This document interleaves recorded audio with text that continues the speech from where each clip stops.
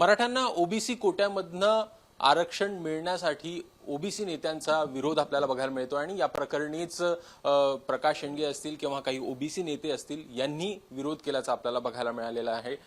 OBC विरुद्ध मराठा असा वाद जो आहे तो पुन्हा एकदा ऐरणीवर आल्याचं आपल्याला बघायला मिळत आहे। या संदर्भात मराठा महासंघाकडनं भूमिका घेण्यात आलेली आहे। एकूणच हा संपूर्ण वाद जो आहे यामध्ये त्यांचा विरोध जो आहे तो ओबीसी नेत्यांना बघायला मिळतो आहे। काय त्यांचं म्हणणं आहे आपण त्यांच्याकडनं जाणून घेणार आहोत। माझ्यासोबत मराठा महासंघाचे अध्यक्ष आहेत, आपण त्यांच्याशी बातचीत करूया। दिलीप दादा, काय सांगाल, एकूण काय तुमची भूमिका आहे? ओबीसी नेते जे आहेत त्यांच्याकडनं ओबीसी कोट्यामधनं जो आरक्षणाचा एक विचार मांडण्यात आलेला होता त्याला विरोध होताना दिसतोय। कालच ओबीसी संघटनांचे नेते एकत्र त्यांनी प्रेस कॉन्फरन्स घेतली आणि मराठ्यांना आरक्षण देण्याला त्यांनी विरोध केला।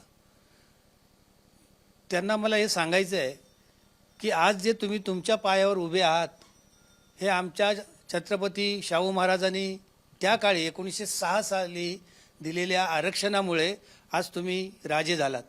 परंतु आमचा जो मराठा समाज आहे तो भूमिहीन आहे आणि म्हणून आमची मागणी आहे गेल्या 40 वर्षाची की आम्हाला मराठ्यांना आरक्षण द्या। परंतु सरकारची मानसिकता नाही। ओबीसी नेते आज आमच्यात नको आम्ही त्यांच्यातलं मागतच नाही। आम्ही म्हणतोय की आरक्षणाची मर्यादा वाढवा आणि ओबीसी मध्ये द्या। आता याच्यासाठी आम्ही दिल्लीत निदर्शनं केली 25 तारखेला जुलैला आणि पहिला आवाज उठवला की तुमच्यातलं नको, मर्यादा वाढवा। आता मात्र सगळेच बोलतायत, शरद पवार साहेब बोलतायत, वडेट्टीवार बोलतायत, ओबीसी नेते बोलतायत। आम्हाला मग तुम्ही सगळ्यांनी ओबीसी नेत्याने आमच्या बाजूला या ना। तुम्हाला जर मनापासून वाटतंय की मराठ्यांना आरक्षण मिळावं, मराठा खरंच आज दारिद्र्य रेषेखाली आहे, तसे कितीतरी अहवालातून सिद्ध झालेलं आहे की हा सामाजिक आणि शैक्षणिक दृष्ट्या समाज मागासलेला आहे। जवळजवळ 78% समाज आज त्या मागासलेल्याच्या त्या यादीत येतो। मग तुम्ही असा विरोध न करता आम्हाला याच्यातलं नको त्याच्यातलं नको असं मराठ्यांना न डिवचता तुम्ही आमच्या सोबत या आणि जर मिळूच नाही म्हणून सगळे ओबीसी नेते जर प्रयत्न करत असतील तर रस्त्यावर फिरू देणार नाही। उद्यापासून आम्हाला ते हे नाही करायचं, जसं तिकडे आता चालू आहे मणिपूर, तसं आम्हाला करायचं नाही। परंतु काही नेत्यांना मणिपूर करायचं आहे आणि करायचं असेल तर महाराष्ट्रातल्या मराठ्यांची तयारी आहे। तुम्ही मात्र रस्त्यावर फिरून दाखवा, तुम्ही कसे फिरता ते आम्ही बघू, असा मला इशारा द्यायचा आहे। प्रश्न असा आहे की म्हणजे काल प्रकाश शेंडगे बोलताना म्हणालेले होते की त्यांचा विरोध मराठा आरक्षणाला नाही आहे, पण जी कुठे मर्यादा आहे ती कुठेतरी वाढावी, ओबीसी कोट्यांमधनं न देता जो इतर जे 50% आरक्षण आहे ते कुठेतरी वाढावं या संदर्भात चुकीचं करतायत, म्हणजे चुकीचं बोलतायत। ओबीसी मधनं नको, आम्ही काय म्हणतोय ओबीसी मधनं ओबीसीची मर्यादा वाढवा आणि ओबीसी मधूनच द्या, कारण बाहेरचं आरक्षण देण्याची तरतूद नाही आहे हे त्यांनाही माहिती आहे। असं डबल गेम करतायत आणि ते भांडणं लावतायत आणि सरकारही त्याच्यामध्ये मीठ टाकतंय। सरकारलाही नको हे म्हणजे चालत राहावं अशी भूमिका आहे। आता परवा वडेट्टीवार गेले, काय म्हणाले, मराठवाड्यातल्या लोकांना द्या, पश्चिम महाराष्ट्राशी आम्हाला देणं घेणं नाही। पश्चिम महाराष्ट्रात गरीब नाहीत, गरीब शेतकरी नाहीत, म्हणजे ही भूमिका भांडण लावण्याची आहे। यांनीही थांबवावं राजकीय लोकांनी अशी वक्तव्य करणं। आम्हाला सरसकट सगळ्या मराठ्यांना आरक्षण पाहिजे, फक्त ते ओबीसीची मर्यादा वाढवा आणि ओबीसी मधून द्या, कारण असं दिलेले टिकणार नाही। आता यांनी आम्हाला दिलं होतं आरक्षण याच्या भाजपच्या राज्यामध्ये, ते सत्तेवर असेपर्यंत टिकलं, पण त्यांच्या हातातून सत्ता गेली तसं ते आरक्षण गेलं। आरक्षण जाण्याला कारणीभूत हेच लोक आहेत, नाही तर त्या वकिलाला काय पडलं होतं मराठ्यांच्या, काय त्याचं आम्ही घोडं मारलं होतं।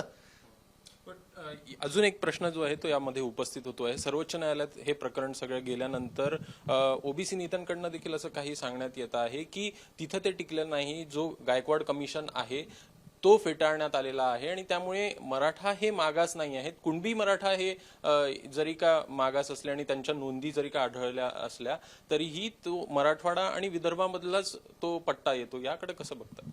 नाही, सरकारने जे कोर्टामध्ये जे कागदपत्र सबमिट केले ते अपुरी होते, त्याच्यामध्ये त्रुटी होत्या आणि म्हणून ते फेटाळलं गेलं। त्याला ते सरकार मान्य करण्यात चुकलं, म्हणजे सरकारने हा प्रश्न गांभीर्याने घेतला नाही म्हणून ते कोर्टात आरक्षण टिकलं नाही। आणि मुळामध्ये की बरोबर आहे, आता दादा म्हणाले त्याप्रमाणे ते भाजपा शिवसेनेच्या राज्यात आरक्षण दिलं होतं त्यांनी, ते हायकोर्टात टिकलं, पण ते सुप्रीम कोर्टात टिकलं नाही। पण मी तर म्हणतो याच्यामध्ये राजकारणाचा वास होतोय। याचं कारण असं की आता आमचं राज्य गेलंय, आता यांना श्रेय मिळू नये आरक्षणाचं, आणि म्हणून त्यांनी तो वकील उभा केला. आज तो वकील आहे, तो कुठल्या विचारधाराचा आहे, तो कुणाचं कुठल्या नेत्याचं समर्थन करतो, तो कुठल्या पक्षाचा आहे, त्याची विचारधारा काय ती तपासली तर याच्या मागे ज्याने आरक्षण दिलं ते दुसऱ्या पक्षाला किंवा दुसऱ्या सरकारला श्रेय मिळू नये म्हणून त्यांनीच ते आरक्षणाला चॅलेंज करायला लावला असा आमचा स्पष्ट आरोप आहे. दुसरीकडे बघायचं तर एक प्रश्न असा देखील उपस्थित होतो आहे की मराठा हे मागास नाही, मात्र कुणबी मराठा हे मागास आहेत आणि त्यांना शैक्षणिक आणि सामाजिकरित्या देखील काही प्रश्न जे आहेत ते उपस्थित झालेले होते. याकडे कसं बघताय? नाही, मराठा हा मागास नाही असं कोण म्हणलंय? ग्रामीण भागामध्ये जर तुम्ही गेला तर आज मराठा समाज छपरात राहतोय. अर्धा एकर जमीन आहे, 1 एकर जमीन आहे, काहींना तर जमिनी नाही. आता माझ्याकडे स्वतःकडे गावाकडे काही मराठा समाजाचे लोक आहेत, त्यांना घरकुल देतोय आम्ही, घरकुल सुद्धा त्यांना नाही. अशी परिस्थिती आहे. तो मागास 100% मागास आहे. 80% मराठा समाज मागास आहे, 20%च लोक श्रीमंत आहेत. तसं ओबीसी मध्ये आहे ना, ओबीसी मध्ये आता ओबीसी 80% 100% श्रीमंत झाले ओबीसीचे लोक. मग आम्ही त्यांचं ओबीसीचा हिरकावून घ्या म्हणतो का? मराठा समाज नाही म्हणत. आम्हाला मर्यादा वाढावा हीच आमची भूमिका आहे आरक्षणाची. दुसरीकडे असे एक ओबीसी नेते प्रश्न उपस्थित करत आहेत की आता जे मिळालेलं एकूण आरक्षण आहे ते कुठंतरी टिकणार नाही जर का आपण ओबीसी मधनं दिलं तर. याकडे कसं बघा? नाही, मला वाटतं का टिकणार नाही, टिकू शकतं ना. ओबीसीचं 50%च्या आत जर आम्हाला मराठ्यांना दिलं आरक्षण तर नक्कीच टिकू शकेल. आणि आरक्षणाचं काय, मला तर वाटतं आता आर्थिक निकषावर तुम्ही सगळ्यांनाच आरक्षण लागू करा, सगळ्या जातींना. नाही तर हा संघर्ष पुढे पुढे असाच चालू राहील आणि प्रत्येकजण आपापली जात शोधत राहील आणि हा संघर्ष कधीच थांबणार नाही. आपल्यासोबत अजून काही नेते, आपण त्यांच्याशी देखील बातचीत करण्याचा प्रयत्न करूया. यामध्ये अजून एक प्रश्न असा निर्माण होतो आहे की कुठंतरी प्रांतवाद देखील उभा राहताना दिसतो आहे. म्हणजे पश्चिम महाराष्ट्रातील लोकांना जे आहे ते आरक्षण नको आणि विदर्भ आणि मराठवाड्यातील लोकांना आरक्षण जे आहे ते मिळताना दिसेल किंवा मग प्रमाणपत्रासंदर्भात प्रश्न जे आहेत ते उपस्थित होताना दिसत आहेत. याकडे कसं बघता? नाही, आम्ही ज्या जालना जिल्ह्यामधील जे मनोज जरांगे पाटील उपोषणाला बसले होते तर 3 तारखेला आम्ही तिथे स्वतः गेलो होतो, मी आणि आमचे दिलीपदास जगताप, संभाजी दहातोंडे. तर तिथे त्या जरांगे पाटलांची भूमिका फक्त एकच आहे की आमच्या नोंदी ह्या सापडत नाहीत, कुणबी आणि मराठा कुणबी ह्या सापडत नाहीत. तर त्याचा तुम्ही JR काढा आणि इतर समाज म्हणजे इतर भाग जो आहे आपला पश्चिम महाराष्ट्र, विदर्भ, मराठवाडा, तर त्यांना 1 महिन्याचा अल्टिमेटम सरकारला दिलं आणि त्यानंतर त्यांना सुद्धा मराठा समाज आरक्षण द्यावं. असं प्रांतवाद निर्माण करण्याचं कुठलंच असं सध्या तरी काय आमचं दिसत नाहीये. अजून एक प्रश्न असा निर्माण होतो दिलीप दादा की कुठंतरी सरकारवर दबाव टाकण्याचा प्रयत्न जो आहे तो या सगळ्या आंदोलनाच्या माध्यमातून होतो आहे, अशा प्रकारचे देखील आरोप जो आहे तो होताना दिसतो आहे. कसं बघताय? नाही, सरकारवर दबाव तर टाकणं हे आमचं कामच आहे. दबाव टाकल्याशिवाय आमची मागणी कशी मान्य होणार? परंतु सरकार देखील सकारात्मक नाही आहे.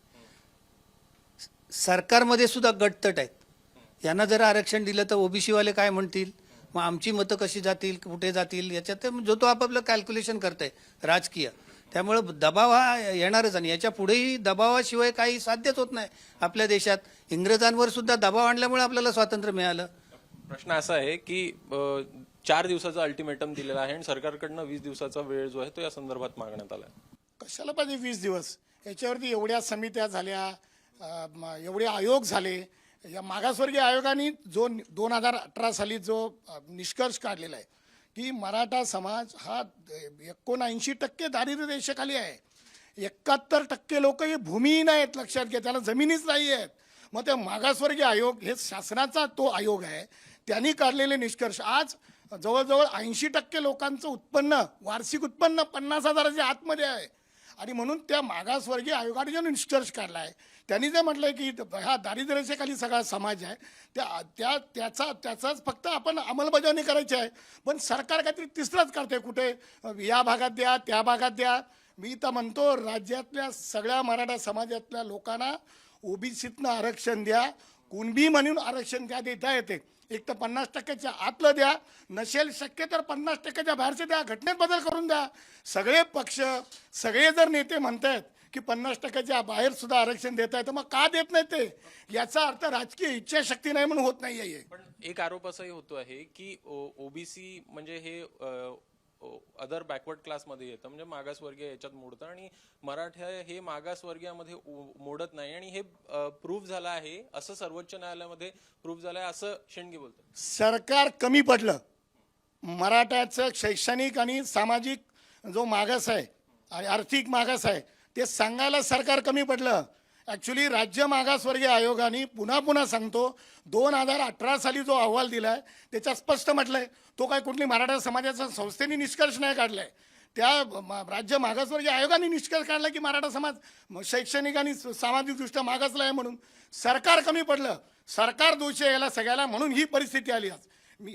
पण ओबीसी नेते म्हणत आहेत की जर का ओबीसी मधनं आरक्षण दिलं गेलं तर आम्ही त्याला विरोध करू. त्यांनी जर तसा विरोध केला ना तर आम्ही विरोधाला विरोध करू. त्यांच्या ज्या आलिशान गाड्या आहेत ना, आज सगळ्या सवलती घेतात. आज ओबीसींची नेत्यांची प्रॉपर्टी बघा, त्यांच्या गाड्या बघा, आणि आमच्या लोकांची अवस्था बघा. आमच्याकडे भूमिहीन लोक आहेत, त्यांच्या ज्या आलिशान गाड्या आहेत ना त्या गाड्या तोडू आम्ही, त्यांना रस्त्यावर फिरू देणार नाही. जो मराठा आरक्षणाला विरोध करेल त्याला कसंही द्या, 50% आत द्या किंवा 50% बाहेर द्या, मराठ्यांना आरक्षण मिळालंच पाहिजे. आणि जो विनोद जरांगे पाटलांनी जी लढाई सुरू केली आहे ना त्याच्या मागे अख्खा महाराष्ट्र उभा आहे, लक्षात घ्या. आणि ही लढाई थांबणार नाही. त्या बहादराला पण आम्ही सगळ्या मराठा समाजाच्या वतीनं, अखिल भारतीय मराठा महासंघाच्या वतीनं त्याला समर्थन देतो, त्याला दाद देतो, आणि त्याच्या आंदोलनाला तोड नाही. असं आंदोलन या राज्याच्या इतिहासात कधीच झालं नाही. खरोखर जरांगे पाटलाचा धन्यवाद दिले पाहिजेत. शेवटचा प्रश्न घेतो. जातीनिहाय कुठंतरी जनसंख्या जी आहे ती मोजण्यात यावी, अशा प्रकारचा युक्तिवाद देखील ओबीसी नेत्यांकडनं पुढे येताना दिसतो. हे कसं बघता? नाही, जातीनिहाय जी जनगणना करण्याची आहे हे खरं दर 10 वर्षांनी सरकारने करायला पाहिजे होती, पण ते आतापर्यंत केलेली नाही.